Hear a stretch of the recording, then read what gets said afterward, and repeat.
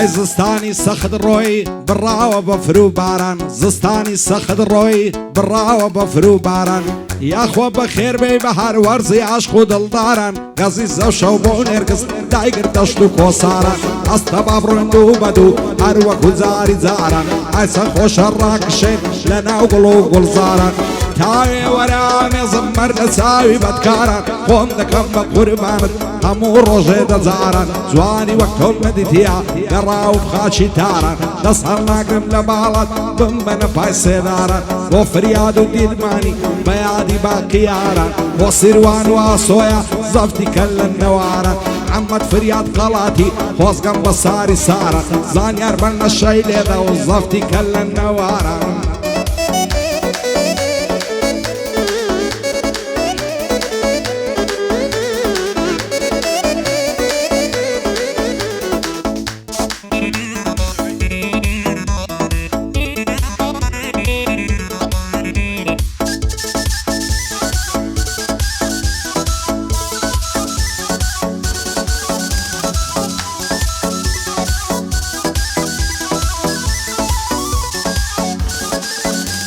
ئایا خۆ لە کەزنە قەومێ وەچی لە من قەوماوە نازانم ڕوو لە چێکەم وا سەرم لێ شێواوە یاخیمە لەو زەمانەی ڕووی لە خەڵکی ناپیاوە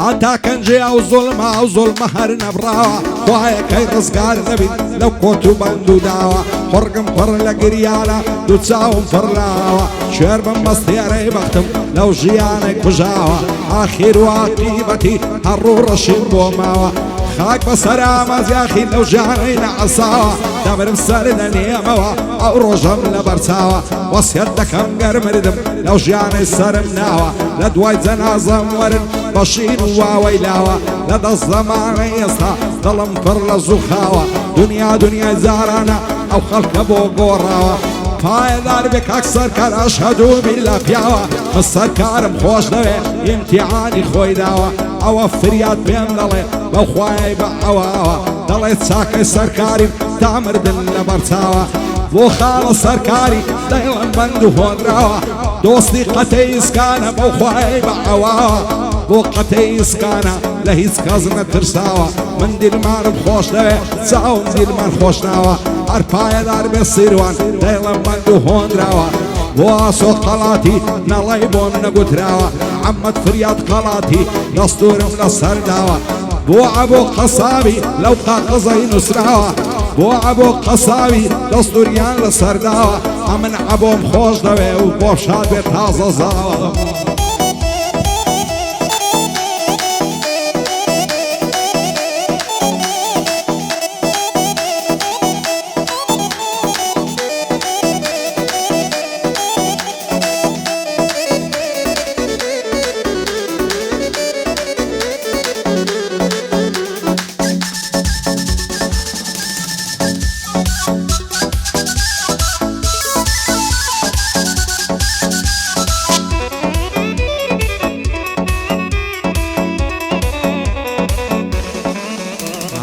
هزار ماشەڵا جوانم ڕەوت و ڕۆین و ئات و چۆی پیاو لە دین وەردەجێڕێ زولف و پەرچەم و ئەبرۆی دەڵێ ماوێزانت بچەند هێدی و لەسەرە خۆی وەختی لەگەڵیان دەدوێم سە شیرینە گفت و گۆی هەرچەند جاری دەیبینم باڵ دەگرم وەکو هەڵۆی دڵدارم خۆشەویستم بەجێم نەهێڵی و نەڕۆی بەخوای دەسەڵگیردنی سەرم ببڕن بە چەقۆی دەیانەوێ لێکمەکەن بەسەد بوختان و درۆی هەر کەس و دڵان لێک دەکات قەت خێر نەبینێ لە خۆی پایەدار بێ کاک سەرکار بەرزە فڕە وەک هەڵۆی من سەرکارم خۆش دەوێ چەند هێدی و لەسەرە خۆی ئەوە فریاد پێم دەڵێ پێش شێشە بە خۆم و خۆی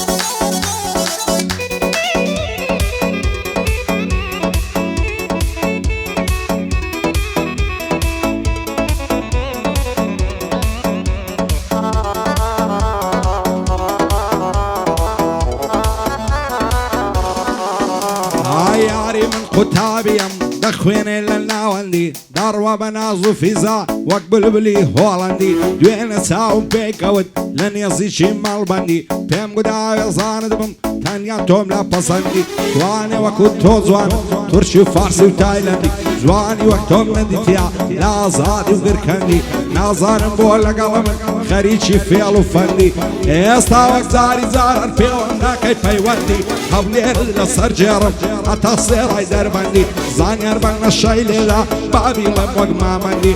بۆ فریاد قەلاتی بەجددی مەرد و ڕەندی هەر بەشادی دیلمانی هەوای دەدەم سەد بەندی لە خۆشیە و سەرکارێ دەیڵم وەکو مامەندی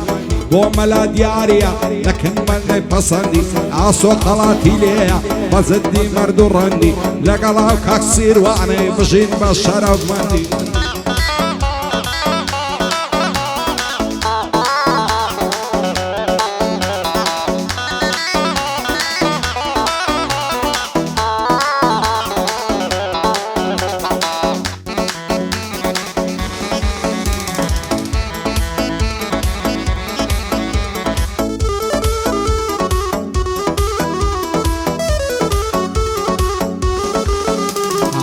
یاری جوان و خنزیلا چەند جوان و چەند نەشبیلا دەڕوە خۆی دەلەنجێنێ دەڵێ بەرخ و بەردیلا هەزار ماشەڵا جوانە مامزی چیای قەندیلا دڵدارم خۆشەویستم ئەو دڵم بەسیر و دیلا چی بکەم لایە دڵی شێتم لە دەستی تۆ زەلیلا دەسەڵ ناگرم لە باڵت خودای گەورەم وەکیلا لەسەر تۆ عەشام لێ بکەن گشت خزم و قەوم و قیلا دەترسێم لەسەر جوانت تووشم بێتن مشیلا بابدا تۆم نەداتێ زۆر نەزان و زایلا سوندم خواردە دەیکوژم دنیا برێن قاتیلا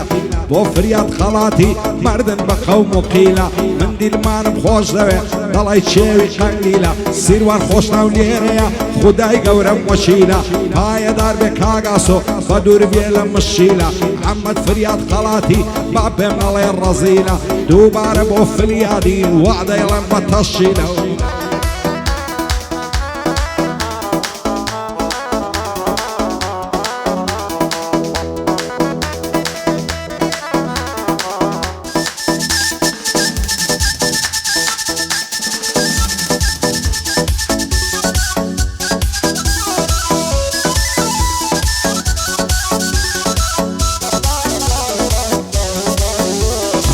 یاگری بەردا لە زەرگم گۆشەیە و چاوە جوانەی لەبەراو مەمکەی نەمرم خڕە وەچی فنجانەی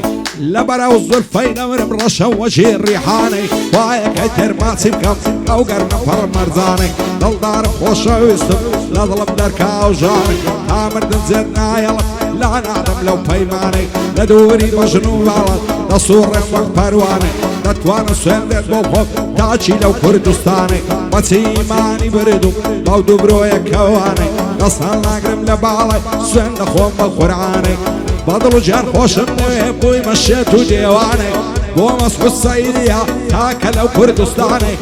زانیار بەنە شەی لێدا هەر خۆش بیە و پەنجانەی کاک فریاد قەلاتی دانیشتومە لەو شانەی خۆشناوەکان بۆم شادن شادیە و کاک دیلمانەی بۆ سیروان خۆش نایە قەت نایدەم بە بێگانەی ئاسۆ قەلاتی لێیە زانی مەرد و مەردانەی محەممەد فریاد قەلاتی لە سوڕێ وەک پەروانەی ڕێبواری قەلاتی زانی مەرد و مەردانەی لەگەڵ بەشدار ئەڵمانی تاکە لەو کوردستانەی بۆ بەشدار ئەڵمانیا دڵخۆش بێ لەو ژیانەی زانیار پایانەی بێنەوە خۆش بێ ئەو پەنجانەی